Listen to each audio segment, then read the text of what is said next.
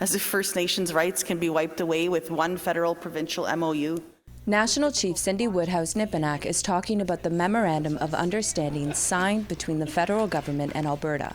The MOU endorses constructing a new bitumen pipeline from Alberta to British Columbia's coast. It was difficult to watch BC and many First Nations excluded from these discussions, particularly on the Pacific coast. The issue was the top topic of discussion on the first day of the Special Chiefs Assembly in Ottawa, resulting in an emergency draft resolution.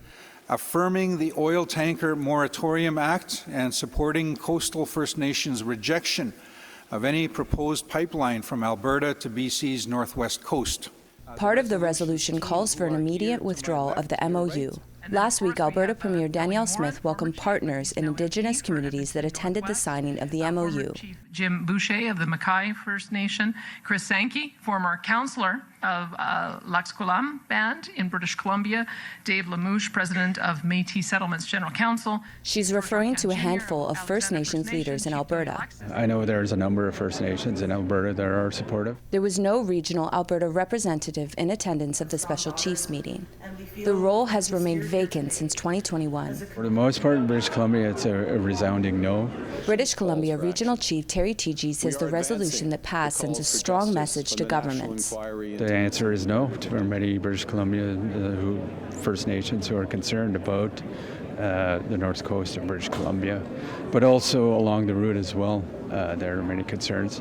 You know, much of what was discussed during the Enbridge Northern Gateway pipeline discussions are still relevant today, and most First Nations haven't changed their mind. Must see. Thank you for allowing us to be here. TG raised his concerns to Prime Minister Mark Carney when he addressed the Assembly of First Nations Tuesday afternoon. And what concrete measures will your government implement to ensure that First Nations have true decision-making authority as stated in the United Nations Declaration Act, including free, prior, and informed consent on all major projects that impact our lands, waters, and rights? Prime Minister Carney insists the MOU does not overlook free, prior, and informed consent. I'll say one last thing, if I may, about the MOU with Alberta, between the federal government and Alberta. It is about a large number of things that are with respect to Alberta. What they are going to do with nuclear power, if anything, what they're going to do with artificial intelligence. If any of those issues, and many of them do, touch Treaty 6, 7, 8 rights holders, other rights holders in Alberta, of course, that consultation has to happen. There we are. The Prime Minister says his office has reached out to request a meeting with the leadership of the Coastal First Nations to further discuss the issue.